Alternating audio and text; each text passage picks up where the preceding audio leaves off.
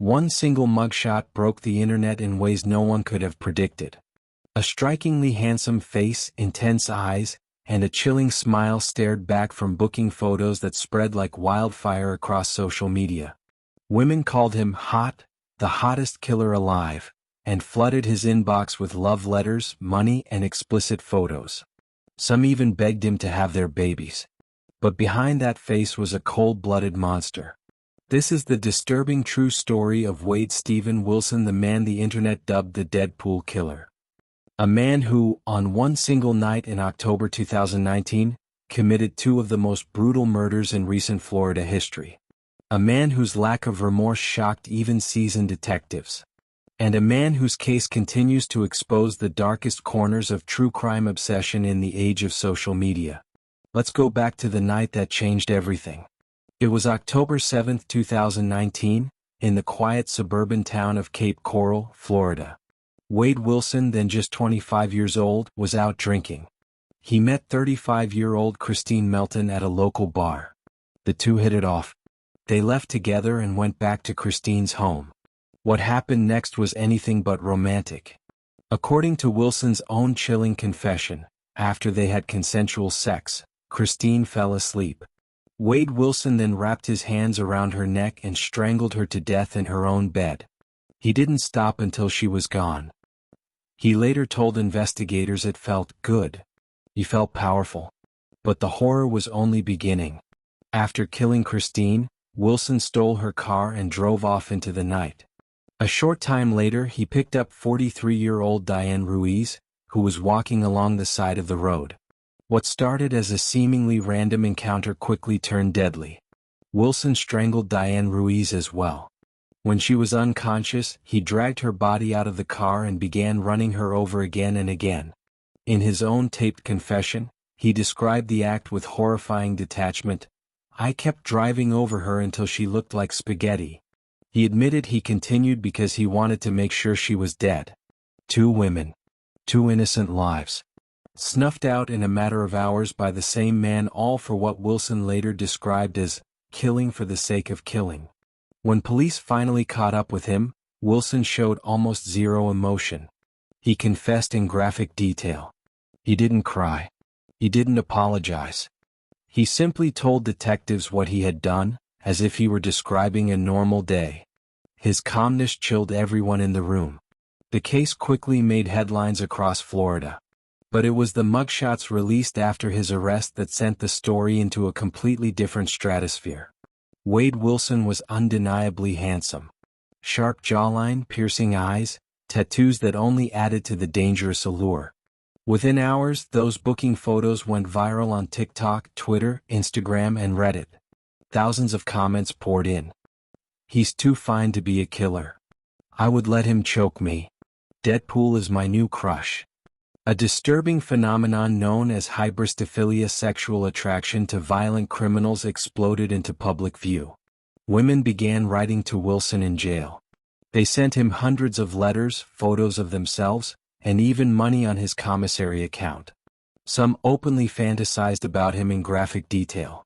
A twisted online fan club formed, with members defending him and attacking the victims' families. Even after his conviction, the obsession didn't stop.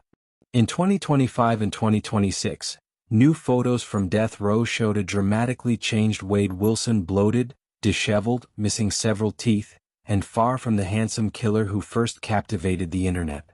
Yet some fans continued sending messages, refusing to let go of the fantasy. How did we get here?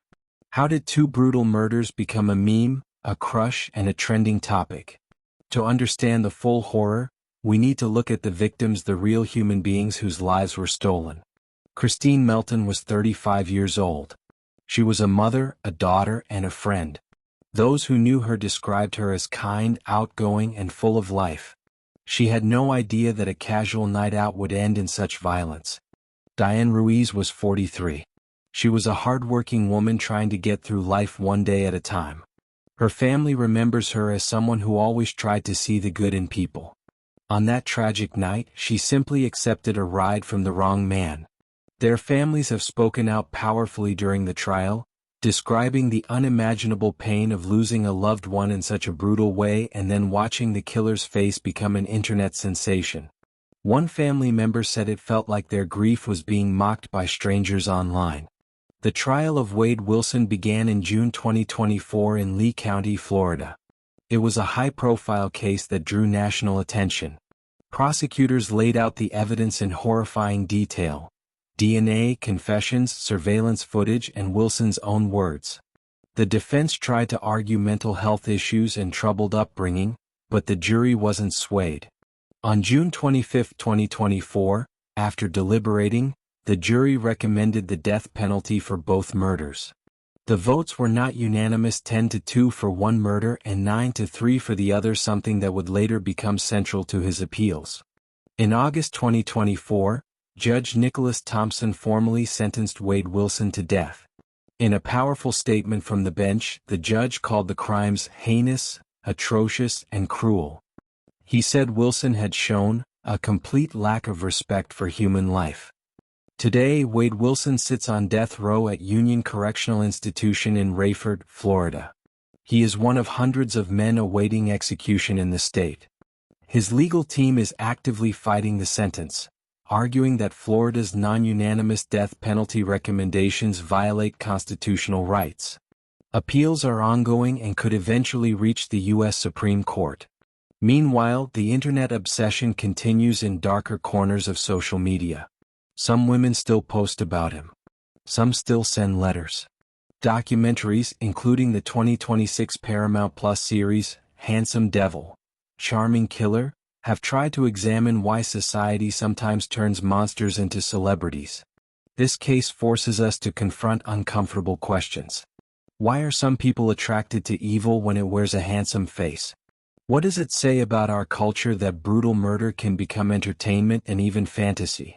How do we balance the public's right to know with the dignity of victims and their families? Wade Wilson's story is more than just another true crime tale.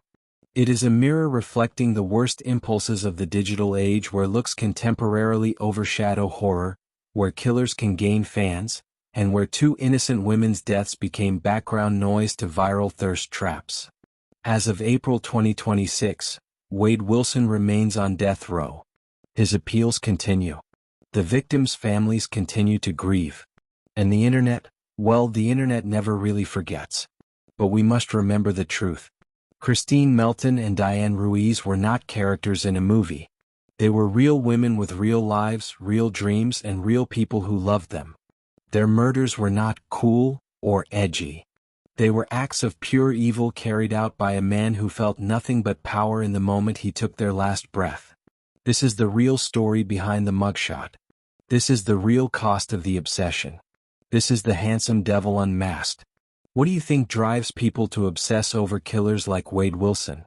Is it the danger, the looks, or something much darker? Let us know your thoughts in the comments below. If this story disturbed you as much as it did us, hit that like button, share it with fellow true crime fans, and subscribe to Crime Chronicles for more deep dives into the darkest cases in history. Thank you for watching. Until next time, stay safe out there.